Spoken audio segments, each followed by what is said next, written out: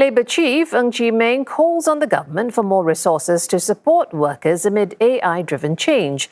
In a parliamentary motion, he outlined 4 key moves, including increased coverage for those involuntarily retrenched. Caitlin Ng with this report.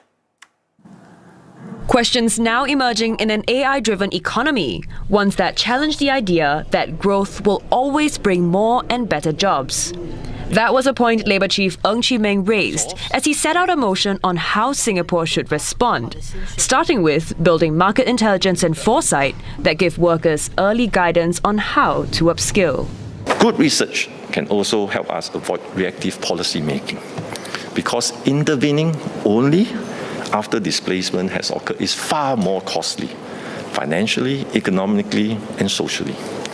By reskilling workers before their roles diminish, they are also far more likely to stay employed and progress.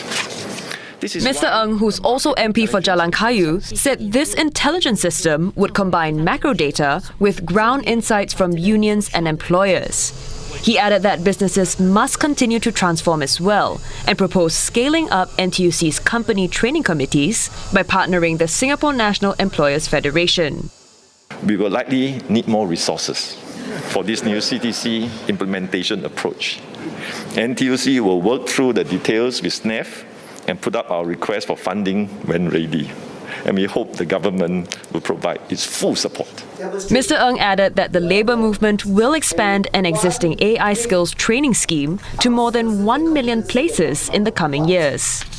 Even with these moves, he acknowledged some displacement will occur, particularly among PMEs.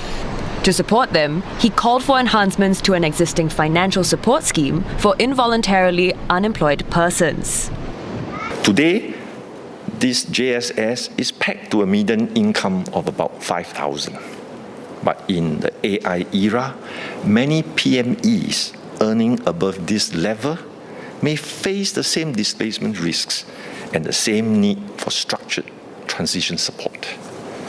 Adjusting coverage closer to the PME median gross income levels would better reflect the realities of the AI-driven disruption. Our aim is not to preserve old jobs. It is to help Singaporeans move over time more confidently into the next good job faster. Together with earlier notification, quicker and more coordinated mobilization, we can ensure that displaced workers recover faster and bounce back with confidence. Calling this a renewed compact, Mr. Ng said these moves would form the foundation of tripartism as Singapore enters its next phase of growth.